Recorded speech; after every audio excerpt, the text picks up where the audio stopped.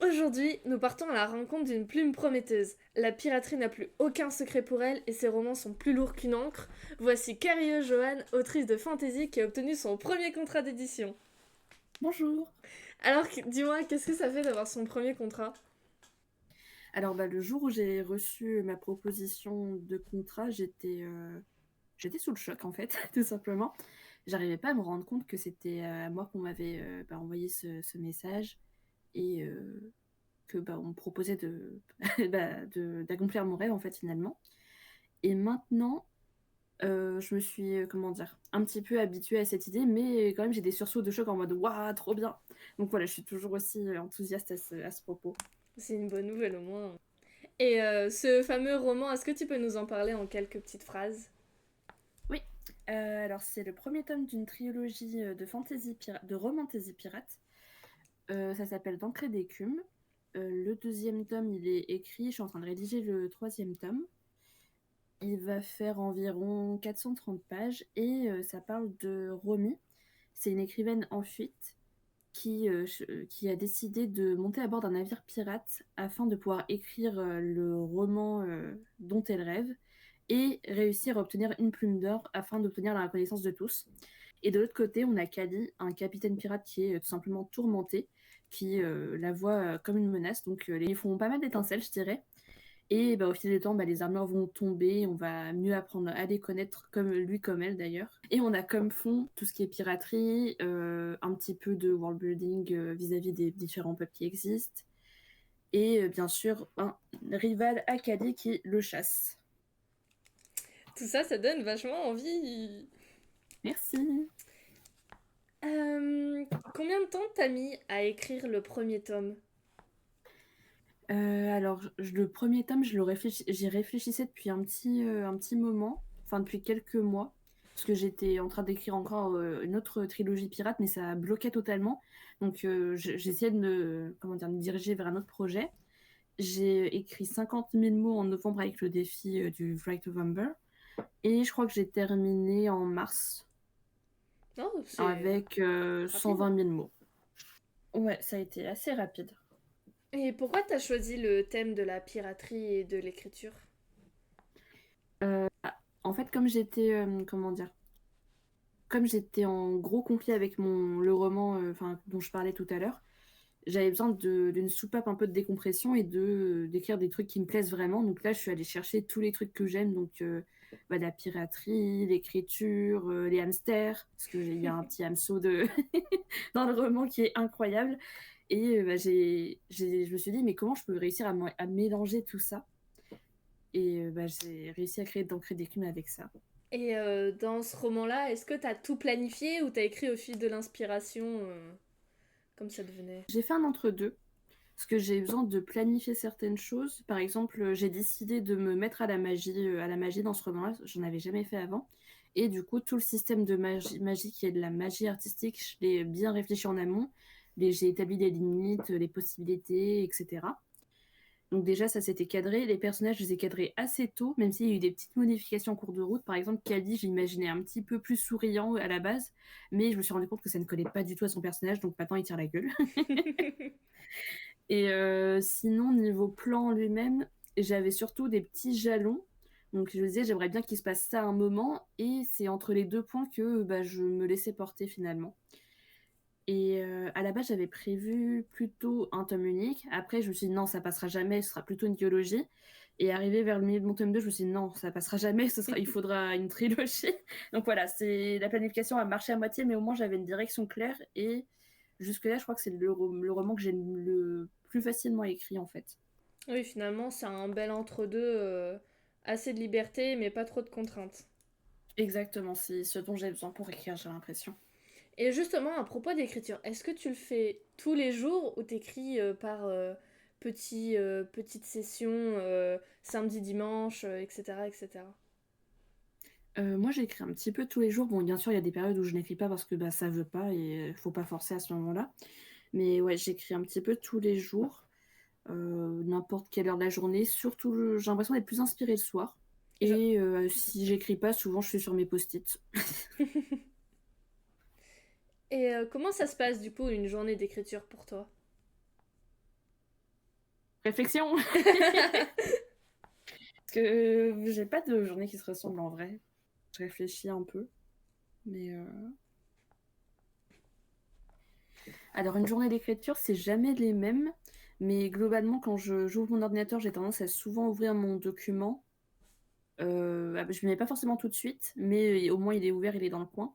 Quand je vais m'y mettre, je relis le chapitre que j'ai écrit avant ou le début du chapitre que je commence à écrire. Si besoin, je jette un œil sur mes post-it, puis après, j'y vais, tout simplement. Donc autant je peux faire des grosses sessions, autant je peux écrire par-ci par-là entre deux tâches. Enfin voilà, ça dépend vraiment. Oui, c'est une écriture plutôt au feeling au final. Oui, tout à fait. Comment t'as créé tes personnages principaux, Romy et Kali? Alors à la base, ça m'est venu d'idées. J'imaginais un capitaine pirate qui était en train d'embêter une écrivaine sur son navire. Voilà. C'est c'est une idée comme une autre, et du coup, je suis partie de là. Après, j'ai essayé de développer mes deux personnages, et je suis plus sûre que je suis partie sur le désir, besoin, faiblesse de... comment il s'appelle, lui? Oh là là, j'ai oublié son nom. Truby, de John Truby, que je n'avais jamais trop utilisé jusque-là, mais là, j'ai voulu tester, et ça m'a donné des bons résultats. Donc, ça m'a permis d'établir le passé du personnage, ses besoins, ses faiblesses, ce qu'il désire aussi. Ça a été plus compliqué pour Kali, comme d'habitude. Parce que lui, il est assez complexe comme personnage. Ça doit être le personnage le plus complexe que j'ai jamais créé et écrit. Mais voilà, je suis partie de là. Pour tout ce qui est nom-prénom, moi, j'aime bien chercher des noms qui ont des sens, plus ou moins forts. Romy, bon, là, pour le coup, c'est juste un prénom que j'aimais bien. Mais Reed, ça veut dire roseau en anglais. Et dans l'Antiquité, on écrivait avec les pointes de roseau. Je sais plus le terme exact. Et Kali, bah, c'est le nom de la déesse hindoue de la destruction. Et Enoch, si je me trompe pas, ça devient de Enochi qui signifie culpabilité en grec, si je me trompe pas. C'est Donc super voilà. original, je trouve.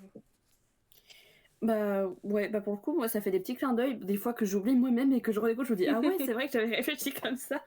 Au moins, Et toi, non, tu les notes. j'ai. Oui, voilà, c'est pour ça que bah, justement il y en a plein que j'ai oubliés. Je me suis dit il faut que je les note cette fois. Et bah, c'est comme Alev, c'est sa seconde, j'avais oublié que son prénom ça voulait dire solaire, tu vois. Ouais, Et oui. bah, a priori je m'étais basée dessus. Donc voilà. Et est-ce que t'as un personnage qui te ressemble dans tous les personnages... Attends, je recommence. Est-ce qu'il y a un personnage parmi ceux que t'as créés dans ce roman qui te ressemble le plus? C'est Romy. Sans hésiter, c'est Romy. Et après, il y a. Enfin, chacun des personnages a un petit peu de moi. Bon, après, Kali, c'est vrai que je vois pas trop, à part la solitude. Mais non, là, c'est Romy. Parce qu'elle est. Comment dire? Bah, elle écrit, elle est très sensible, elle a un petit compagnon à quatre pattes. Moi, j'avais mon hamster à l'époque. Euh, Après, on n'a pas les mêmes défis, pas exactement. Enfin, il y a un truc sur lequel on se rejoint, c'est tout ce qui est, comment dire, besoin d'approbation parentale. Ça, pour le coup, c'est quelque chose que j'avais beaucoup, beaucoup à une époque. Là, beaucoup moins maintenant.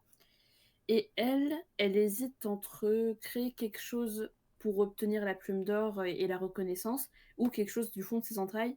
Pour ma part, enfin, j'ai jamais vraiment eu ce questionnement. J'ai dû l'avoir une fois, je pense, comme tout artiste qui voit que ça marche pas son art à lui et du coup il se demande est-ce que je faudrait que je me conforme, etc. Mais bah, moi j'ai pris la décision, je ne me conforme pas, j'écris ce qui me plaît. C'était un très bon choix, je trouve. Merci beaucoup. Est-ce que t'as des anecdotes à nous partager sur les personnages, leur création ou même eux en eux-mêmes? Ouais, j'ai des bonnes anecdotes pour le coup.